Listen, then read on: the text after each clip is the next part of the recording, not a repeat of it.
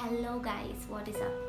As this is vlogging week, I asked my Insta followers and friends if they want me to vlog on Lent, and majority opted for it.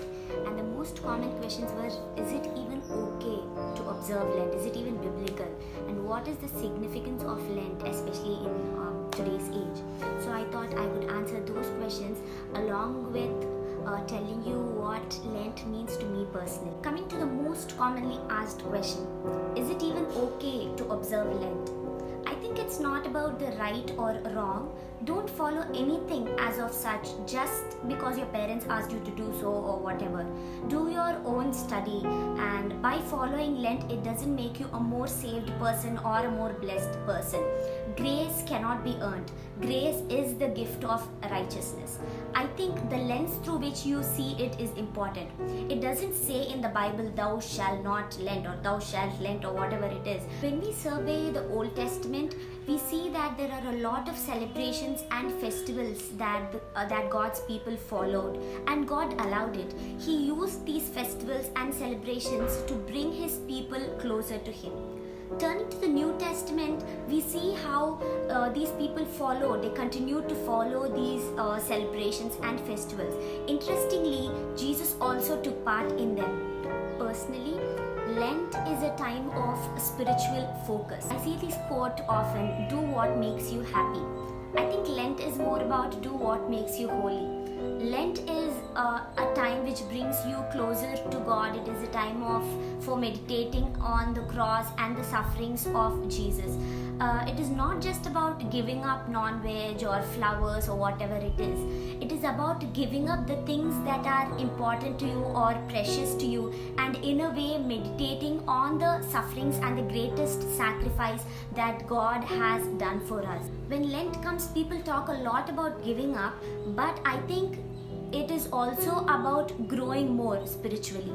I have a few friends who observe Lent, and I have a lot of friends who do not observe Lent. When the people who observe Lent are in prayers in the presence of God every evening, what do the people who do not observe Lent do during that time? You are either sitting with your phone or your TV or hanging out with your friends. If you say that you are in the presence of God and using your evenings to grow in the Lord more, then good job.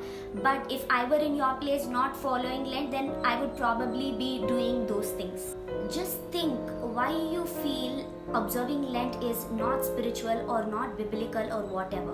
What are you gaining what these people who observe Lent are not? Fasting is such a powerful thing.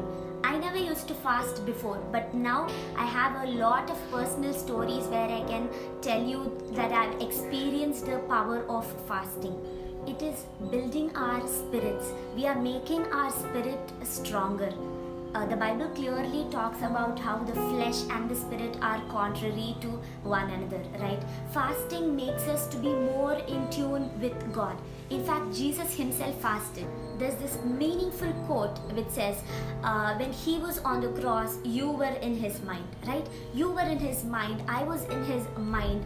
God is bigger than your past, your pain, your failure, your insecurity, and your sin. I posted this on Facebook once. Many people ask me why I take God seriously. I don't know, but I'm pretty sure that He took me seriously when He died on the cross for me. I saw this one girl talking about her emoji checklist. I found it really fascinating. It's good to take good things from people, right? We all use emojis to text, and we have this frequently used emojis column. And if you're really interested, you also can try that along with me. Take out your phones and open your chat, your WhatsApp or whatever it is, and check out your frequently used emojis. Do you have positive emojis a lot, or do you have negative emojis? Are you spreading positive or negative vibes to people? This is a good time to think about it. You don't have to give excuses like your church doesn't observe Lent or whatever it is.